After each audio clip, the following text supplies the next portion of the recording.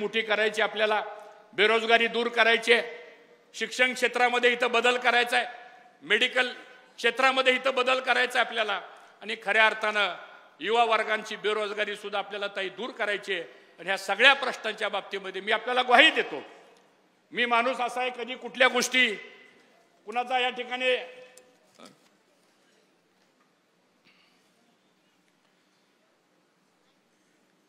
आम्ही कधी द्वेष करत नाही. आलोय आपण सगळे एकत्र काम करू.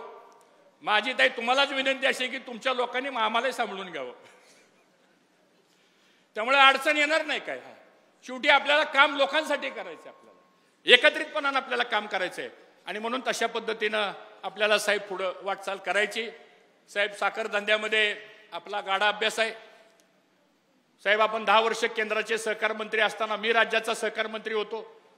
त्यामुळे पवार साहेबांचे आणि आमचे व्यक्तिगत संबंध तर पहिल्यापासून चांगले होतेच, पण कौटुंबिक संबंध सुद्धा गेल्या 6 दशकामध्ये कधी अशी कटुता राजकारणामध्ये होत इकडे तिकडे, पण कौटुंबिक संबंधामध्ये सुद्धा न कधी तेही आमच्याबद्दल बोलले नाही, आम्ही कधी त्यांच्याबद्दल बोललो नाही. दुखणं आमचं वेगळंच होतं, ते आता बाजूला गेलं. त्यामुळे आता कसलाही त्रास कुणालाच होणार नाही, एवढं मात्र मला ह्या निमित्तानं सांगायचंय. आज आपण या तालुक्यामधला दूध उत्पादक शेतकरी, ऊस उत्पादक शेतकरी आणि मोठ्या प्रमाणामध्ये इथल्या आमच्या तरुणांचा शिक्षणाचा प्रश्न असेल, इथं सुद्धा engineering college, medical college, paramedical college, D pharmacy, B pharmacy ह्या सगळ्या गोष्टी आवश्यक आहेत आता.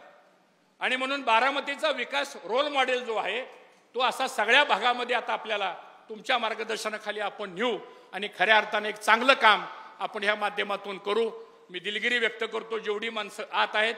मला आता चिठ्ठी आली, बाहेर 2 LED लावलेत, एवढीच गर्दी, बाहेर सुद्धा लोक उन्हात रस्त्यावर उभं राहून आपली भाषण ऐकतायत. मी त्यांचं सुद्धा मनापासून आपण टाळ्या वाजवून स्वागत करा. ते सगळे आपले कार्यकर्ते आपल्या विश्वासावर या ठिकाणी आलेले आहेत. आणि म्हणून आपण महाराष्ट्रामध्ये आपल्या पक्षाची ताकद आपण वाढवूया. आजपासून आपण सर्वजण कार्यकर्ता म्हणून कुठल्या गोष्टीची अपेक्षा न करता आपला पक्ष कसा वाढेल, आपली संघटना कशी वाढेल, आपल्या पक्षामध्ये अजून नवीन नवीन लोकांना घेऊन आपण संधी कशी देऊ शकतो आणि असलेल्या पक्षातल्याही सगळ्या लोकांना आपण कसं सामावून घेऊ शकतो, ही पद्धत घेऊन आपण निश्चितपणानं पुढे जाऊ. साहेब, आम्ही काम करताना कुठलीही पद्धत येताना आम्ही कधी कुठल्या एका समाजाचा विचार करत नाही. साहेब, आज आमच्याकडे माळी समाज असला आम्ही त्याला पदाधिकारी करतो, आमच्याकडे धनगर समाज असला आम्ही त्याला पदाधिकारी करतो.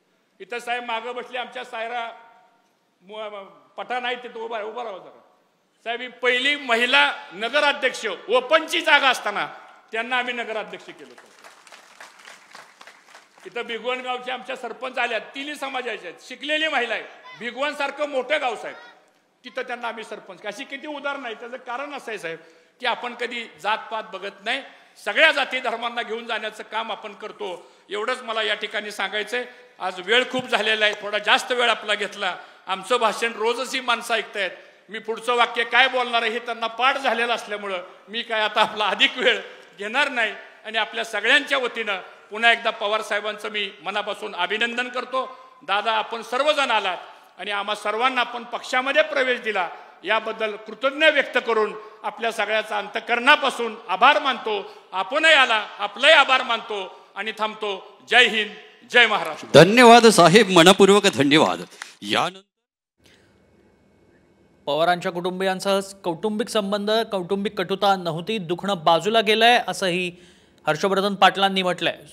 सुप्रिया सुळेंनी आता निर्धास्त राहावं असं पाटील म्हणालेत आणि आपला अप्रत्यक्ष पाठिंबाच होता निवडणुकीमध्ये, लोकसभा निवडणुकीमध्ये सुप्रिया सुळेंना विजयी करण्यात, असं मोठं विधान हर्षवर्धन पाटलांनी केल्याचं पाहायला मिळतंय.